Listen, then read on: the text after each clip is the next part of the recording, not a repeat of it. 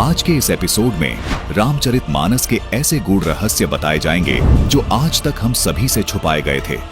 रामचरितमानस के इन गूढ़ रहस्यों को देखकर आपके होश उड़ जाएंगे और आप इन नकली धर्मगुरुओं, कथावाचकों और प्रचारकों को कोसने पर मजबूर हो जाओगे कि इतना अद्भुत ज्ञान हमसे क्यों छुपाया गया। इस एपिसोड को देखने के बाद आप खुद कहोगे कि ये सब तथाकथित धर्मगुरु सनातन धर्म के नाशक हैं। दर्शकों, इस एपिसोड को देखने के बाद आपको सहज ही समझ आ जाएगा कि सनातनी पूजा के पतन के पीछे क्या राज छुपा है। अब आपको दिखाते हैं श्री रामचरितमानस से वह प्रमाण जिससे स्पष्ट होगा कि ब्रह्मा, विष्णु, महेश से ऊपर भी कोई भगवान है। बालकांड में एक प्रकरण आता है जब मनु और शतरूपा परमात्मा को पाने के लिए तपस्या करने लगते हैं। आइए देखते हैं मनु और शतरूपा किस परमात्मा की भक्ति कर रहे थे। ये है श्री रामचरितमानस से बालकांड का दोहा नंबर 143, जिसकी चौपाई नंबर 3 में लिखा है कि नेति नेति जेहि वेद निरूपा, निजानंद निरूपाधि अनुपा, शंभु विरंचि विष्णु भगवाना, उपजहीन जासु अंश ते नाना। जिन्हें वेद नेति नेति यानी यह भी नहीं कहकर निरूपण करते हैं, जो आनंद स्वरूप, उपाधि रहित और अनुपम हैं, एवं जिनके अंश से अनेकों शिव, ब्रह्मा और विष्णु भगवान प्रकट होते हैं। वेदों में जिसको पूर्ण परमात्मा बताया गया है, वो पूर्ण परमात्मा इतना समर्थ है कि ब्रह्मा, विष्णु और महेश उनके अंश से आत्म रूप में प्रकट हुए हैं। यहाँ स्पष्ट है कि ब्रह्मा, विष्णु और शिव पूर्ण परमात्मा नहीं है। जिसके अंश से ये तीनों देवता उत्पन्न होते हैं, वो पूर्ण परमात्मा है। रामचरितमानस में कहा है कि ईश्वर अंश जीव अविनाशी, चेतन अमल सहज सुखरासी, यानी ईश्वर से ही उत्पन्न होने के कारण आत्मा अविनाशी है, यानी आत्मा कभी नहीं मरती। जिस परमेश्वर से जीव आत्मा उत्पन्न हुआ है, वह परमेश्वर अविनाशी, चेतन, निर्मल और स्वभाव से सुख की राशि है। लेकिन सब जीवों के शरीर नाश हो जाते हैं, जिसका समर्थन गीता अध्याय 15 श्लोक 16 भी करता है। आत्मा को अविनाशी इसीलिए कहा गया है क्योंकि आत्मा रूप में ब्रह्मा, विष्णु, महेश, दुर्गा व क्षर पुरुष यानी गीता ज्ञान दाता तथा सर्व प्राणियों की उत्पत्ति उसी पूर्ण परमात्मा ने की है। इसलिए रामचरितमानस में लिखा है कि अनेकों ब्रह्मा, विष्णु, महेश उस सच्चिदानंद ब्रह्म से आत्मा रूप में उत्पन्न होते हैं। जिस परमात्मा से सभी प्राणी आत्मा रूप में उत्पन्न हुए हैं, उस परमात्मा को गीता अध्याय 15 श्लोक 17 में उत्तम पुरुष कहा गया है। उसी परमात्मा को तीनों लोकों में धारण पोषण करने वाला परमात्मा तथा वास्तव में अविनाशी परमेश्वर कहा गया है।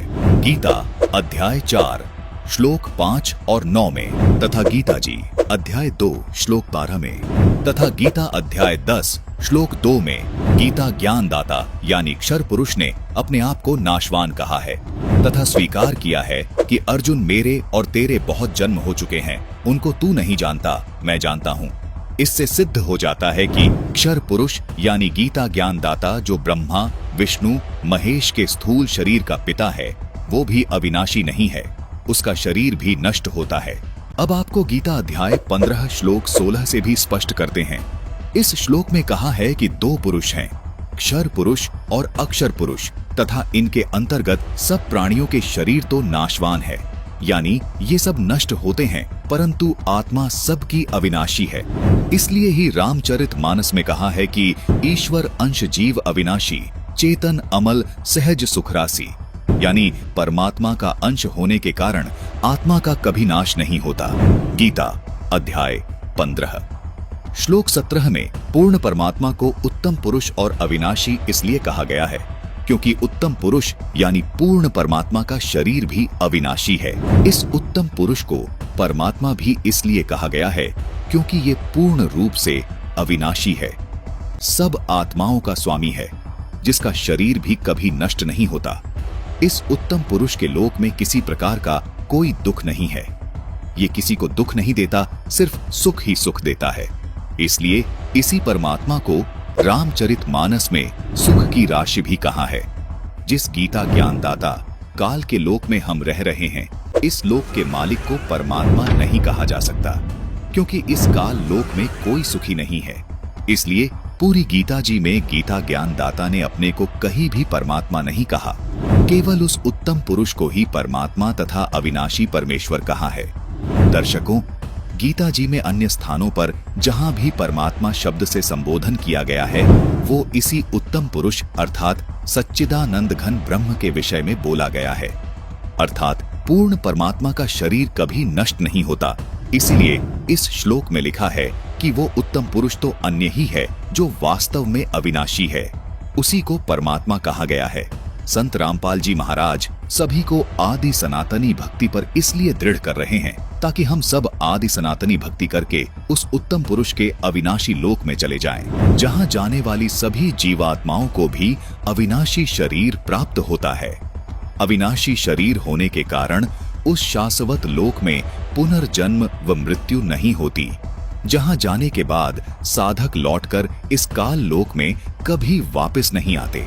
इसी को पूर्ण मोक्ष कहा जाता है। गीता अध्याय 18 श्लोक 62 में गीता ज्ञान दाता इसी अविनाशी लोक की बात कर रहा है। यही वो शाश्वत यानी सदा रहने वाला स्थान सतलोक है। संपूर्ण जानकारी के लिए देखिए सनातनी पूजा के पतन की कहानी संत रामपाल जी महाराज की जुबानी भाग 3 स्पिरिचुअल लीडर संत रामपाल जी महाराज फेसबुक पेज पर। इस पूरी वीडियो का लिंक हमने नीचे डिस्क्रिप्शन बॉक्स में दे दिया है। इस विषय पर और अधिक जानकारी के लिए आज ही डाउनलोड करें संत रामपाल जी महाराज ऐप।